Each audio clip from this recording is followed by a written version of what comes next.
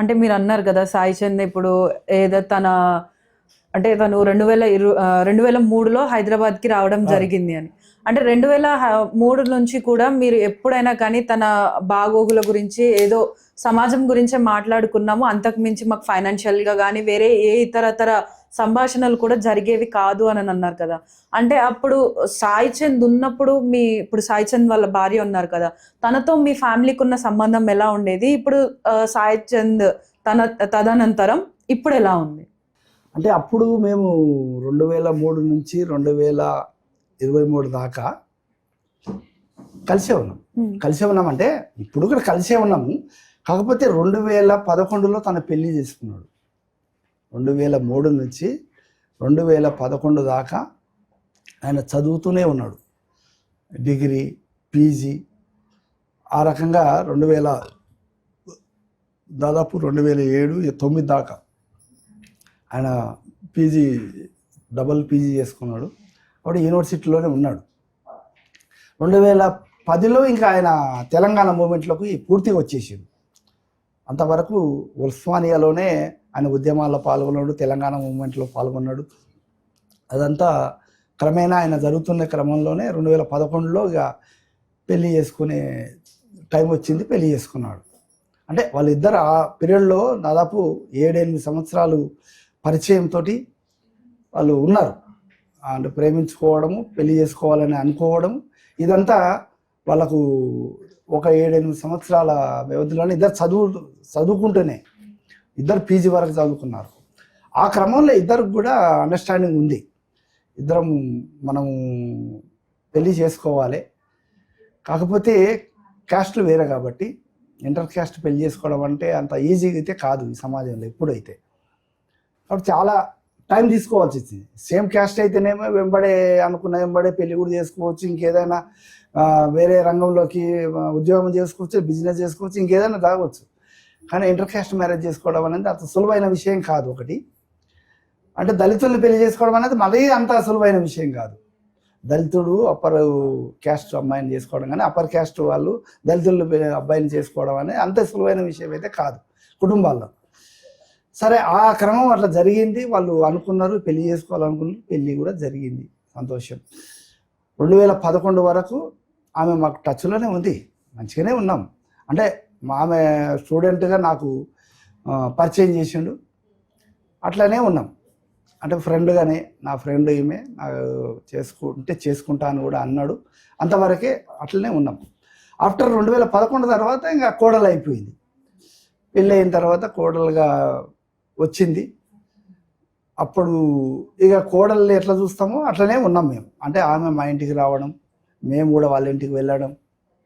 అంటే నా కొడుకు ఉన్నాడు కాబట్టి ఇక ఇద్దరితోటికి మేము అప్పుడప్పుడు తక్కువనే ఎక్కువ కాలం కాదు కానీ తక్కువగా వెళ్ళేవాళ్ళని నేనైతే.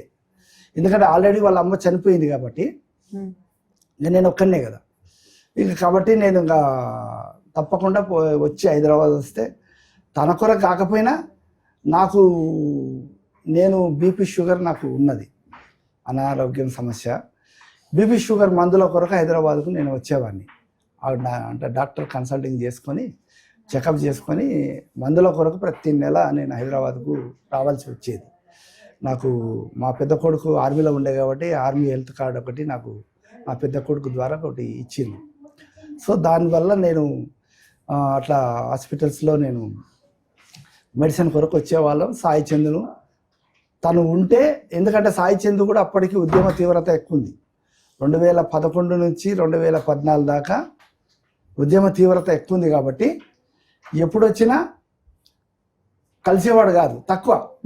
ఈ హైదరాబాద్కి వస్తే తను ఏదో నిజామాబాద్లో, వరంగల్లో, కరీంనగర్లో, ఎక్కడో ఏ జిల్లాల్లో ప్రోగ్రాంలలో ఉన్నా అని అంటుండే. ఫోన్ చేస్తే ఎందుకులే సాయి, ఇక నువ్వు అటు దూరంగా ఉన్నావు, కలుద్దాంలే, నీకు ఫ్రీ ఉన్నప్పుడు కలుద్దామని అనుకునే వాళ్ళం. అతి తక్కువ 2011 నుంచి 2023 దాకా ఆయన ఉద్యమాల్లోనే ఉన్నాడు. తెలంగాణ రాకముందు 2014 దాకా అయితే ఇక అస్సలు కలవడం లేదు, ఆయనకు టైం లేదు. ఆ టైంలో అంటే ఎక్కడైనా ఆయన ప్రోగ్రాంలు ఉండొచ్చు, లేదంటే ఎక్కడైనా అరెస్టులు కావచ్చు, ఇంకేదైనా కావచ్చు అనేది ఉండే కదా 2014 వరకు తెలంగాణ రాక ఉద్యమ కాల పీరియడ్లో ఆయనకు అట్లాంటివి కూడా జరిగినాయి. సో అట్లాంటి టైంలో కూడా మనం ఎందుకు డిస్టర్బ్ చేయాలని కూడా నేను ఎక్కువగా కలవలే. తర్వాత 2014 తర్వాత తెలంగాణ గవర్నమెంట్ వచ్చింది. తెలంగాణ గవర్నమెంట్లో కూడా ఆయన కొనసాగుతూ వచ్చిండు. 2023 దాకా ఆయన తెలంగాణ ప్రభుత్వంలో ఒక కళాకారుడుగా ఉన్నాడు. తర్వాత గిడ్డంగుల కార్పొరేషన్ చైర్మన్గా కూడా తను పనిచేసిండు ఒక క్యాబినెట్ హోదాలో. అయితే ఈ కాలంలో కూడా మేము అంటే ఒక రిలేషన్ అనేది ఎక్కడ తప్పలేదు. ఆమె మా ఇంటికి రావడం, మేము వాళ్ళ ఇంటికి వెళ్ళడం, అంటే మా కొడుకు ఇంటికి వెళ్ళడం, ఇది కామన్గా ఉండేది. అందరి కుటుంబాల్లో ఉండేటట్లు వెళ్ళేవాళ్ళం, పోయేవాళ్ళం. ఇక వీలైతే అక్కడ ఓ పూట ఉండి అన్నం తిని వచ్చేవాడిని నేను, అంతే, మా ఊరికి మళ్ళా. అంతేగాని ఎక్కువగా అటాచ్మెంట్ అంటే నేను అక్కడనే ఉండడం, 2-3 రోజులు ఉండడం, లేదంటే ఒక ఫెస్టివల్స్కు వాళ్ళు మా ఇంటికి ఫెస్టివల్స్కి రావడం, కానీ మేము వాళ్ళ ఇంటికి ఫెస్టివల్స్కి వెళ్ళడం అనేటివి లేవు. ఎందుకు లేవు అంటే ఆయన ఉద్యమ దాంట్లో ప్రోగ్రామ్స్ వల్లే ఉంటుండే. అంటే మాకు ఎక్కువ టైం దొరకదు కాబట్టి ఒకవేళ మేము పలానా ఉగాదికి పండుగ ఉంది, లేదా సంక్రాంతి పండుగ ఉంది, సంక్రాంతి మంచిగా చేస్తాం, మేము ఉగాదిని మంచిగా చేస్తాం, లేదా ఒక కురుమూర్తి జాతర అని మా ఊరు సైడ్ పెద్దగా జరుగుతాయి, ఒక 1 నెల రోజులు. ఇట్లాంటివి కొంచెం అకేషన్స్ జరిగినప్పుడు పిలుచుకుంటాం రండి అని. తనకు వీలు కాదు, ఇక సరేలే అని వదిలేస్తాం అంతే తప్ప ఉద్దేశపూర్వకంగా మేము వాళ్ళ ఇంటికి వెళ్ళకూడదని కానీ వాళ్ళు మా ఇంటికి రాలేదని ఉద్దేశపూర్వకంగా కాదు, అన్ఫార్చునేట్లీగా జరిగినాయి అట్లా. అంతేగాని ఎప్పుడు కూడా మమ్మల్ని దూరం చేయలేదు, మేము కూడా వాళ్ళని దూరం చేసుకోలేదు. అట్లాంటి కాంటాక్ట్ అయితే ఉన్నాయి. రిలేషన్ అనేది కొడుకు కోడలు భావం ఉంది, మామ అత్తమ్మ అనే భావం వాళ్ళకుంది. మా నాన్న అంటే నా భార్య చనిపోయిన తర్వాత నేను సెకండ్ మ్యారేజ్ కూడా చేసుకున్నాను. తర్వాత ఒక పాప కూడా ఉన్నది ఇప్పుడు. కాబట్టి ఆ రకమైన ఫీలింగ్ కూడా లేదు. సరే మా అమ్మ చనిపోయింది, మా నాన్న మరో పెళ్లి చేసుకున్నాడు, మా అమ్మ చిన్నమ్మతోటి మేము ఎట్లా ఉండాలి, టచ్లో ఉండకూడదా అనే భావం కూడా కొంతకాలం ఉంటుంది. మరీ లేదని నేను చెప్పడానికి లేదు, అంటే కొంత ఉంటుంది, కొంత గ్యాప్ అనేది కొంత ఏర్పడుతుంది. కానీ మరీ గ్యాప్ కాదు, అంటే మరీ దూరం చేసుకొని వాళ్ళ అవసరం లేదు, ఆ కుటుంబమే నాకు అవసరం లేదన్నంత ఫీలింగ్ మా కొడుకు కానీ మా కోడలు కానీ లేకుండేది. కొంతకాలం ఇట్లా బాధపడ్డారు, తర్వాత ఓకే సెటిలైట్ అయిపోయినాం. సో అంటే ఇప్పుడు సాయి చంద్ తర్వాత తన భార్య అంటే మీ కోడలు గారు పొలిటికల్ గా రావడం కూడా కొంతమంది విమర్శిస్తున్నారు. అంటే తన సాయి చంద్ అంటే పార్టీలో ఉన్న ప్లేస్ ని తన భార్య నివృత్తి చేయడానికి ఇలా పొలిటికల్ ఎంట్రీ ఇచ్చిన దానికి కొంతమంది విమర్శిస్తున్నారు. దాని గురించి మీరేమంటారు? అంటే మేడం, రాజకీయాల్లో మా కుటుంబమే అని కాదు, రాజకీయాల్లో జరుగుతున్న క్రమం ఏంటంటే, ఎవరైనా ఒక ఎమ్మెల్యే చనిపోయింది అనుకోండి, ఫస్ట్ ఎవరిని ఆలోచిస్తారంటే ఎమ్మెల్యే కుటుంబం గురించి ఆలోచిస్తారు. ఒక ఎమ్మెల్యే గారు లేదా ఒక హోదాలో ఉండి ఒక పదవిలో ఉండి చనిపోయి ఉంటారు అనుకోండి, ఎవరైనా అన్ఎక్స్పెక్టెడ్గా ఫస్ట్ ఎవరిని ఆలోచిస్తారు వాళ్ళంటే వాళ్ళ కుటుంబం గురించి ఆలోచిస్తారు. అంటే తన తల్లిదండ్రులు ఉండొచ్చు, అన్మ్యారీడ్గా ఉంటేనేమో తల్లిదండ్రుల గురించి ఆలోచిస్తారు, పెళ్ళి అయితేనేమో భార్యనా కొడుక కూతురా అనే దాని గురించి ఆలోచిస్తారు. అంటే వాళ్ళని మనం ముందుకు తీసుకొస్తాం, రాజకీయాల్లోకి వాళ్ళని ఎంటర్ చేద్దాం అని రాజకీయాల్లో ఉండేటటువంటి ఇది క్రమం అయితే ఉంది. మాదొక్కటి కొత్తగా కాదు ఇది. అనేక మంది అట్లా చనిపోయిన వాళ్ళ కుటుంబాలు ఉంటే వాళ్ళ భార్యల్ని, వాళ్ళ కొడుకుల్ని, వాళ్ళ కోడళ్ళని, కూతుర్లని తీసుకొచ్చిన క్రమం అయితే ఉంది కదా. ఇలాంటి ఇది కొత్తగా ఏం కాదు.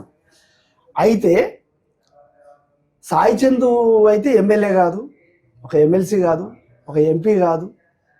ఇదైతే 3 అయితే పదవులు అయితే లేవు సాయికి.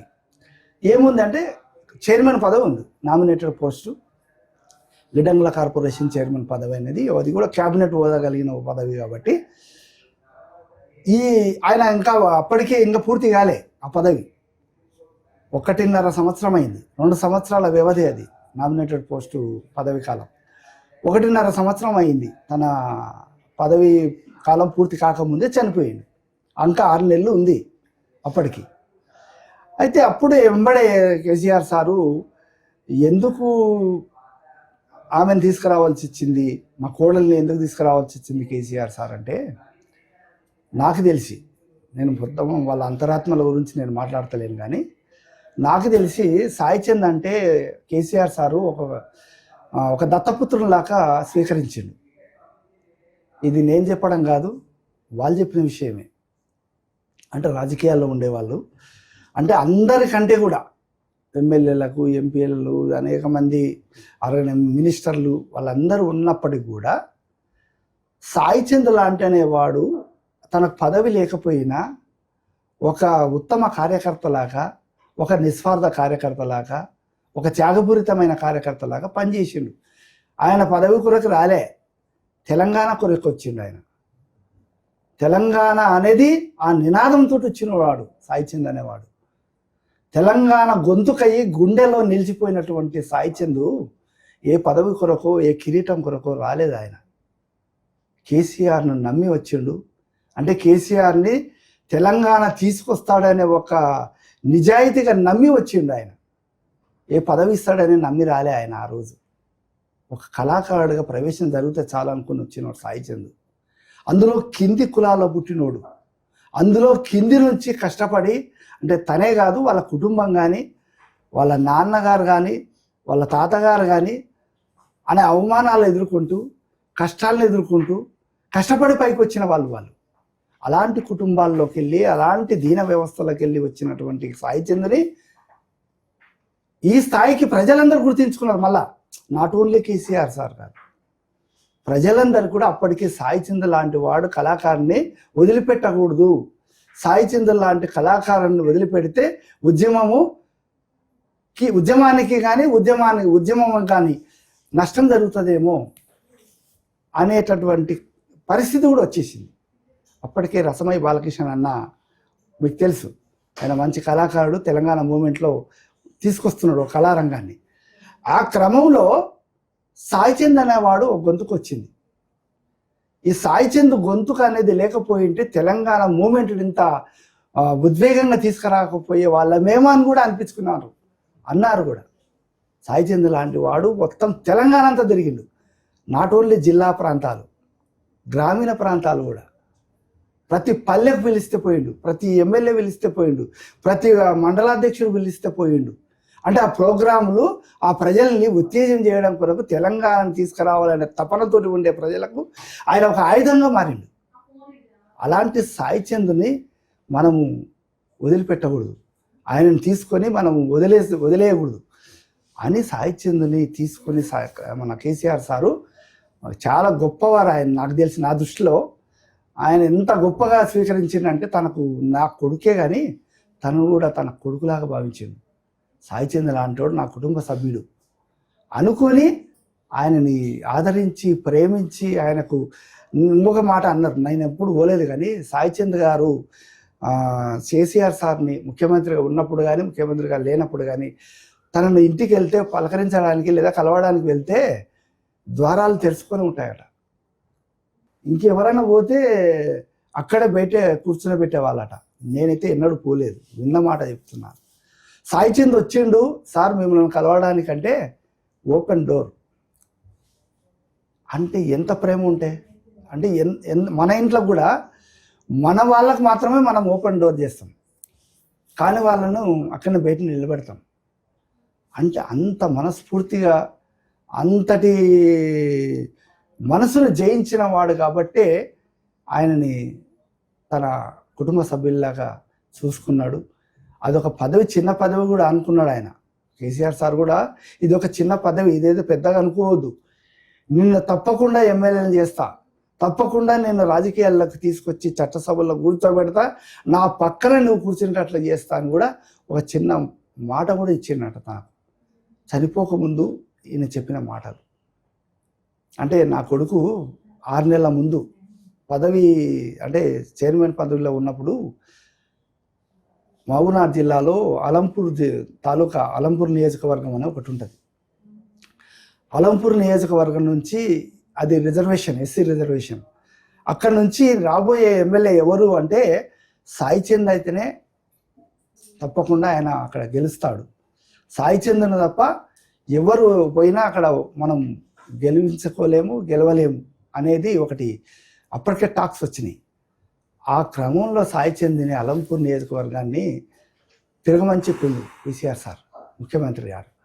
అప్పుడు ఆ క్రమంలో సాయి చంద్ 6 నెలలు మొత్తం అలంపూర్కే కేటాయించి తిరుగుతూ వస్తుంది. అంటే తప్పకుండా తను ఎమ్మెల్యే అవుతాడు. అదే కాదు, అలంపూర్ నియోజకవర్గ ప్రజలు కూడా ఏమని కోరుకున్నారంటే, అంటే నేను ఒకసారి నా కొడుకెంబడి వెళ్ళిన ఆ నియోజకవర్గానికి, తను ఒక సభకు వెళ్ళినప్పుడు, నేను గద్వాల్లోనే నేను కాలేజీ లెక్చరర్గా పనిచేస్తుంటే అప్పుడు నా కొడుకు ఆ టైంలో అక్కడ ఒక అంటే చైర్మన్ పదవిలోనే ఆయన ఒక స్పీకర్గా అక్కడ వెళ్ళినప్పుడు అక్కడ చిన్న ఒక దాడి జరిగింది సాయి చంద్ మీద సభలో జరిగితే, అప్పుడు నేను నా కొడుకు ఇట్లా దాడి జరిగిందని వెంబడే కాల్స్ వస్తే నేను వెంటనే కాలేజీ నుంచి వెళ్ళిపోతే నా కొడుకు నన్ను చూసి చాలా ఇద్దరం ఒకరినొకరు హత్తుకుని ఏడ్చుకున్నాం. అప్పుడు అక్కడ ఉండే ప్రజలంతా ఏమన్నారు తెలుసా మేడం, కాబోయే ఎమ్మెల్యే మాకు సాయి చందే, ఈ నియోజకవర్గానికి నానా సాయి చందే మా నియోజకవర్గం ఎమ్మెల్యే, ఇక మాకు ఎవరు రారు, ఇలాంటి క్యారెక్టర్ కలిగిన మనిషి, ఇట్లాంటి వ్యక్తి, లేదంటే ఇలాంటి స్పిరిట్ కలిగిన వాడు, ఇంత యువకుడు, యువ నాయకుడు, ఇంకోటి అందరికి తెలిసిన వాడు తెలంగాణలో, ఇలాంటి వ్యక్తి మాకు నియోజకవర్గానికి ఎమ్మెల్యే అవుతాడంటే మాకు చాలా చాలా అదృష్టవంతులం మేము అని ఆ రోజు అన్నవా ప్రజలు నాకు ప్రత్యక్షంగా. అంటే ఇందాక మీరు అన్నారు కదా, దాడి జరిగినప్పుడు మేము ఇద్దరం ఒకరినొకరు హత్తుకున్నాము అని చెప్పి, అట్లా మీరిద్దరు కలిసి పాడిన పాటలు ఏమైనా ఉంటే ఒకటి పాడగలుగుతారా? మేమిద్దరం అంటే ఇంతకుముందు పాడాను కదా మేడం, అది నేను ఇద్దరం కలిసే పాడినాం. ఒక స్టూడియోలో ఒక ఛానల్లో నేను ఒక చరణం, నా కొడుకు ఒక చరణం కలిసి పాడాం. ఇద్దరం ఒకటే లెవెల్, అయితే తను నిలబడ్డాడు, నేను నిలబడ్డా, ఒకే వేదిక మీద ఒకే ఛానల్లో ఇద్దరం కలిసి పాడితే అక్కడ ఉండే ఓనర్ ఏమన్నాడంటే, మీ ఇద్దరి స్వరాలు ఒకటే ఉన్నాయి, బయట నుంచి విన్నాం మేము, తండ్రి ఎవరు కొడుకు ఎవరు అన్నట్లు ఉన్నారు మీరు. అంటే అది కాకుండా ఇంకా వేరే సాంగ్స్ పాడలేదు అంటే ఇద్దరం కలిసి పాడినప్పుడు అట్లా ఆయన అనుభూతి పొందిండు. అంటే నేను ఎందుకు చెప్తున్నానంటే, ఆయన స్వయంగా మన చనిపోయిన తర్వాత ఈ మాట అన్నాడు. నేను ఒకసారి మా స్టూడియోలో వాళ్ళిద్దరిని తల్లి కొడుకులు పిలిచి పాట పాడిస్తే, తండ్రి ఎవరు కొడుకు ఎవరు అని మేము ఆశ్చర్యపోయినాం, అంత మంచిగా స్వరాలు ఉన్నాయి వాళ్ళిద్దరివి, ఇలాంటి కళాకారులు చాలా అవసరం ఈ సమాజానికి అని మేము అనుకున్నాం.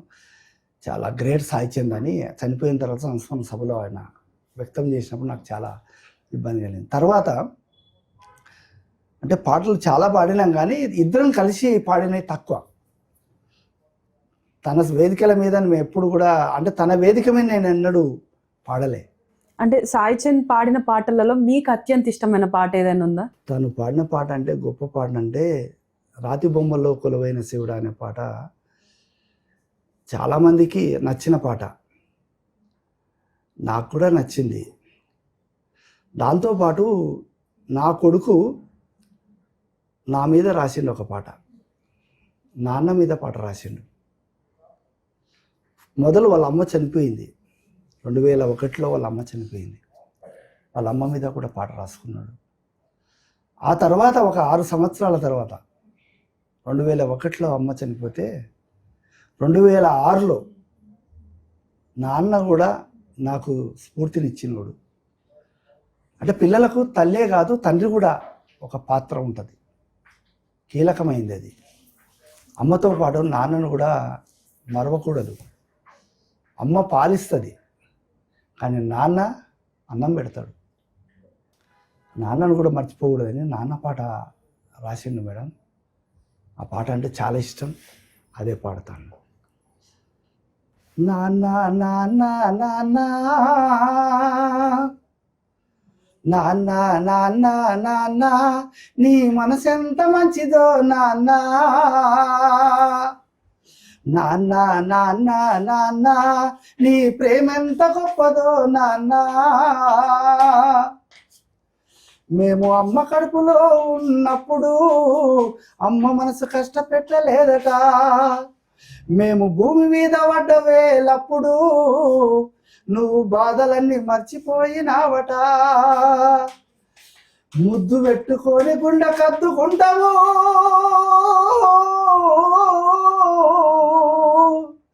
ముద్దు పెట్టుకొని గుండె కద్దుకుంటావు, బారసాల చేసి నువ్వు గౌరంగా చూసుకున్నావు,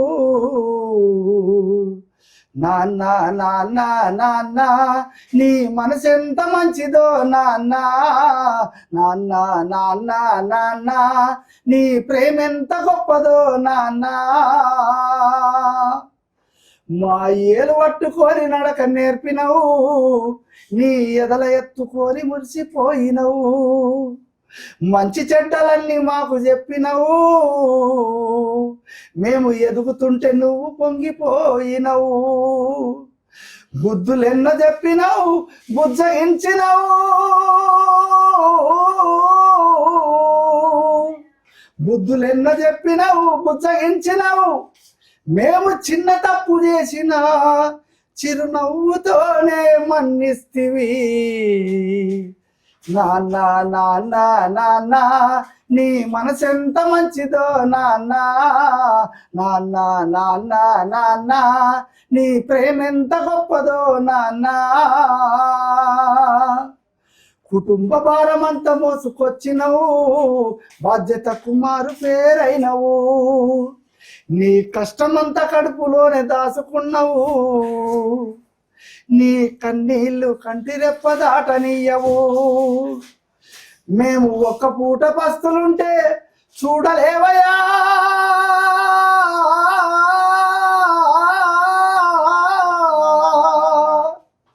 మేము ఒక్క పూట పస్తులుంటే చూడలేవయా, నువ్వు ఎన్ని పస్తులున్నావో మాకు చెప్పలేదయా,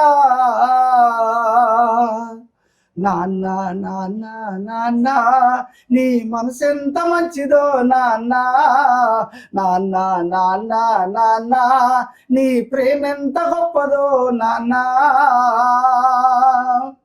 మేము కోరుకున్నదేది కాదన్నవు, మా మనసును గాయపరచనీయవు, నీ ఎదల ఎన్ని బాధలున్నా గానీ మా క్షేమమే నువ్వు కోరుకున్నావు,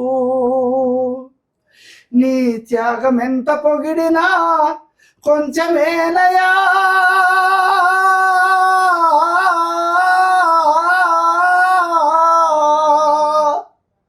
నీ త్యాగం ఎంత పొగిడినా కొంచెమేనయా, త్యాగశీలి నాన్న నీకు పాదాభివందనమయ్యా.